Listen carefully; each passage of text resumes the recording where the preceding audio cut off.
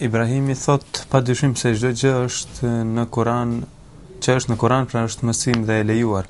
Pyetja ime është rreth laicitetit. Thot në Kur'an përmendet rasti i pejgamberit Samuilit dhe një udhëheci Talutit, të cilët i kishin punë të ndara, feja veç, shteti veç.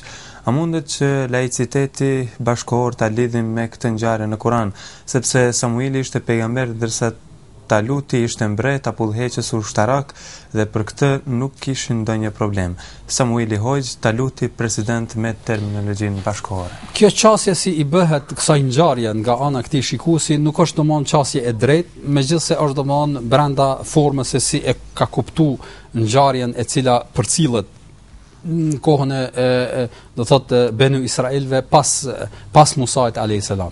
Sidoqoftë pa u fut në vetë shembullin të cilin e sjell ky, themi se në Islam, do thotë apo them kem pak më i drejt për drejt, në shtetin Islam nuk është ligj dhe nuk është kusht që udhëheci i shtetit duhet me qenë hoxh. Dhe këtë duhet ta kemi, as nuk është kusht që duhet me qenë dietar. Me një fjalë do thot dietar i dijeve islame, nuk është kusht kjo. Ajo çfarë është kusht do thot për me qenë do thot një njeri udhëhes i shtetit, është do thot një njeri që ka aftësi do thot të udhëheqjes.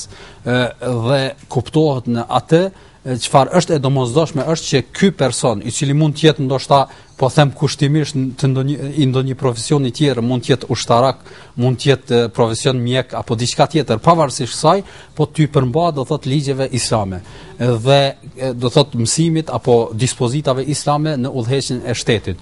Të jem pak më konkret do thot për shikuesit, për shembull në çështjen e kamates, të jetë nga ata të cilët e ndalojnë kamatën për arsye se Allahu xhela wala e ka ndaluar atë.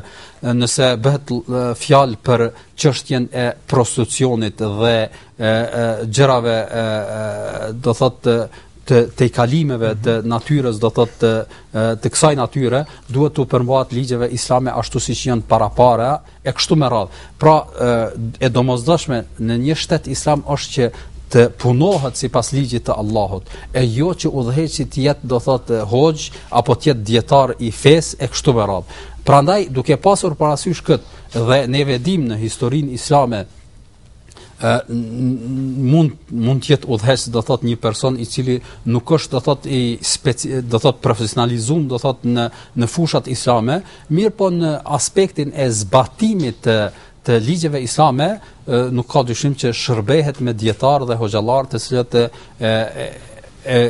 i sqarojnë do thotë këto dispozita në përgjithësi. Prandaj edhe në shembullin konkret që mund të sillet apo edhe shembuj të tjerë në histori ka, edhe në historinë islame do thotë pas vdekjes së Muhamedit sallallahu alaihi wasallam që dikush do thotë jetë udhëheqës i shtetit, që mos jetë hoxh, por në çështjet e zbatimit të fesë do thotë jetë do thotë referencë një hoxh që është i njohur do thotë në atë rreth. Zoti i dhe mësimi.